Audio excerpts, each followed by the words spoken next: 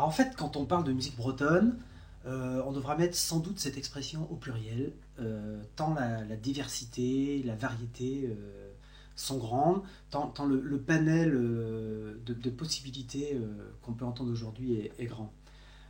À cela, il y a sans doute une raison principale, c'est que la Bretagne, pendant des siècles, comme toutes les autres régions de France, a été une région fortement rurale, ancrée dans ses traditions.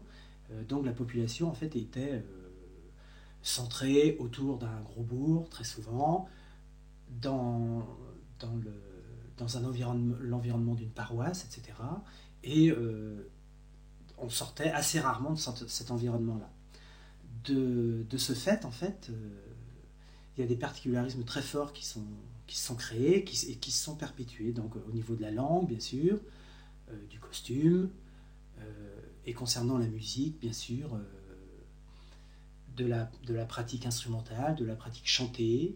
Donc en fait, on peut très bien considérer et comparer cette musique bretonne en fait à un gros édifice architectural qui comporterait des fondements très anciens, très profonds, et sur lequel on pourrait distinguer diverses influences, diverses esthétiques selon la période, divers matériaux selon la période, selon les modes, euh, des matériaux qu'on a utilisés à une certaine époque, qu'on a délaissés à une autre, que l'on a récupéré ensuite en l'utilisant de diverses manières.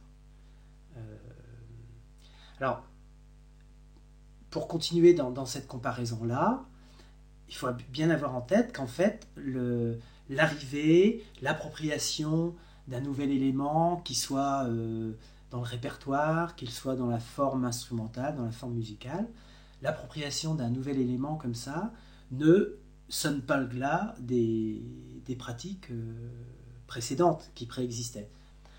Alors donc, quand on parle des fondements de cette musique bretonne, évidemment, le chant, il prend une place prépondérante.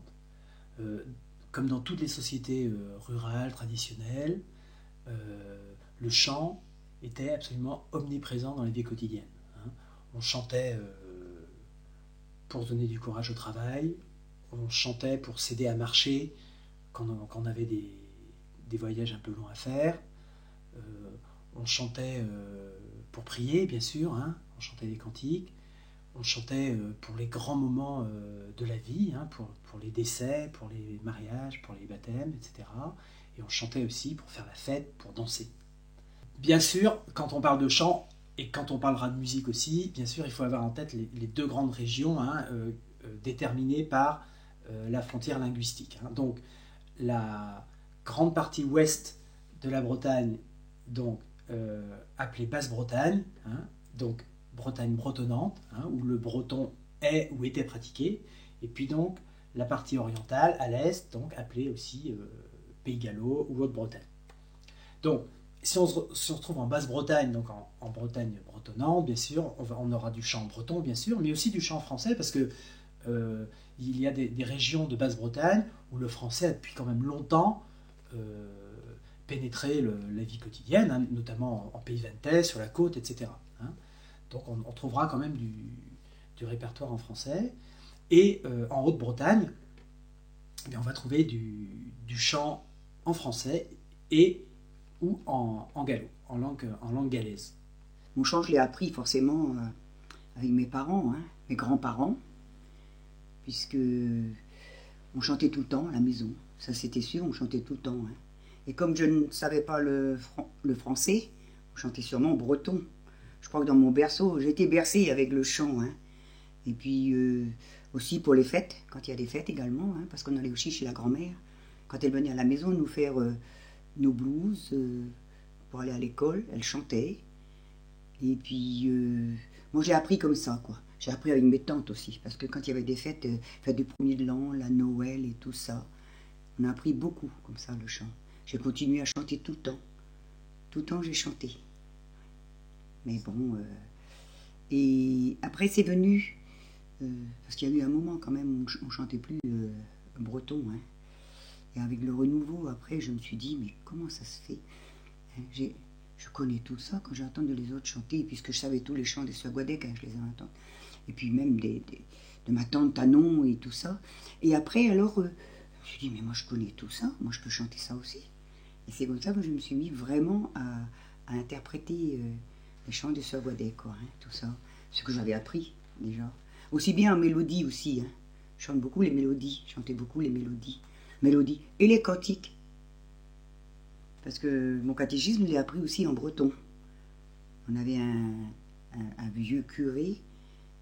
L'école, c'était français, mais le catéchisme, c'était breton. Alors, quand on parle des fondements aussi de la musique bretonne, après avoir évoqué le chant, bien sûr, il est important d'évoquer le couple Bombard-Biniou, bon, bien sûr, le couple instrumental emblématique de la musique bretonne. Il faut quand même savoir que cette formule instrumentale n'était pas répandue dans toute la Bretagne il y a 150 ans. Hein. Il y avait des régions spécifiques où cette pratique était très développée, et puis d'autres régions où ces instruments-là n'étaient pas connus. Alors, si ces instruments, dans leur principe, sont complètement universels, bien sûr, les musiciens bretons, en fait, ont développé sur ces instruments des techniques et des musiques très très particulières, bien sûr. Et ces techniques se sont spécialisées selon chaque terroir. Donc on revient toujours à cette notion de particularisme selon les régions. Ainsi, on va sonner très différemment, on va jouer de la bombarde très différemment selon qu'on vient du pays Vantais ou selon qu'on vient du pays Bigoudin ou du pays Pourlette. Pourquoi ? Parce que les sonneurs considèrent toujours que sonner dans la bombarde, c'est en fait chanter dans la bombarde. Donc on sonne comme on chante. Donc le phrasé est aussi déterminé par la langue, par le rythme de la langue, par l'articulation, etc. Donc chaque terroir va développer des techniques instrumentales très différentes.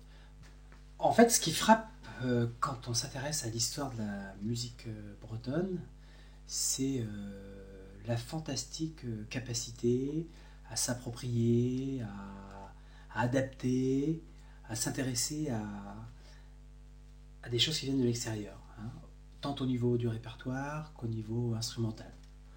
Alors, il y a évidemment de multiples exemples. Hein. Les exemples peut-être les plus connus, c'est l'arrivée du tambour napoléonien, donc qui finalement s'acoquine avec le couple Biniou-Bombarde dans certaines régions, et ce trio-là devient vraiment emblématique de la musique bretonne. Hein, et donc cet apport de percussion à cette musique mélodique là. Alors il y a aussi le cas de la clarinette qui arrive dans le milieu du 19e siècle, qui arrive avec les musiques militaires dans le nord de la Bretagne, et qui passe petit à petit dans le milieu populaire. Et alors là, en fait, la population s'empare de cet instrument-là. S'il y a trop de clés dessus, on n'hésite pas soit à les enlever ou soit à les coincer avec des élastiques. On ne s'embarrasse pas, en fait. Ce qu'on veut, c'est restituer, avec cet instrument-là, dont on aime le son sans doute, hein, on a envie de restituer les airs qu'on a en tête, qu'on connaît depuis toujours, et on commence à les jouer ainsi.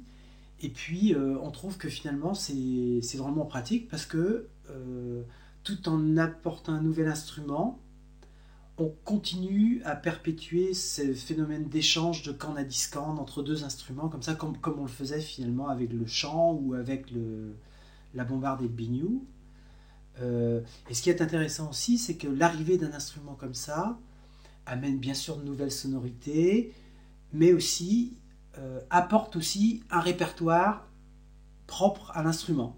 C'est ainsi que des thèmes de musique militaire ou des thèmes venus de Paris vont ainsi, comme ça, grâce à la clarinette, passer dans le répertoire traditionnel, et ces thèmes-là vont être arrangés à l'esthétique locale, si bien que 20, 30, 40 ans après, eh bien, y a des informateurs comme ça qui vont chanter des thèmes en disant oui, ça c'est vraiment un thème du terroir vraiment spécifiques à notre terroir, etc. Or, quand on écoute bien, on se rend compte qu'en fait, c'est des thèmes qui ont été arrangés parfois avec beaucoup de génie, quoi.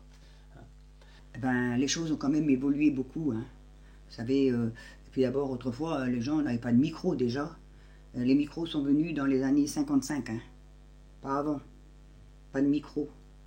Non. Et puis, dans les veillées, autrefois, on faisait également, dans les fest-noz, quand ça a commencé, on appelait pas ça fest-noz pato, hein, qu'on disait ça. Eh ben, c'était, les gens interprétaient des gavottes, puisque chez nous, c'était la gavotte. Pays Pline, c'était du Pline. Les gens ne sortaient pas, il n'y a pas de voiture, ils restaient chez eux. Mais, comment dirais-je, il y avait il y avait aussi des contes, et puis des mélodies. Mais c'est quand les micros sont venus, alors là, je mettais 2 micros, hein, ça c'est venu d'ailleurs dans les années Moïse Repart, 55 et tout ça, quoi. Voilà. Là, a commencé les micros. Et c'est plus du tout pareil, mais on n'aurait pas pu faire des fest-noz comme on fait maintenant, s'il n'y avait pas eu de micro non plus, quoi, hein.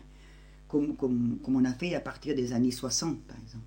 La musique et le chant supportent toujours la danse, et la danse est créatrice aussi par les besoins qu'elle a, par ses besoins de création, etc., de nouvelles formules musicales, de nouvelles conjugaisons musicales, etc.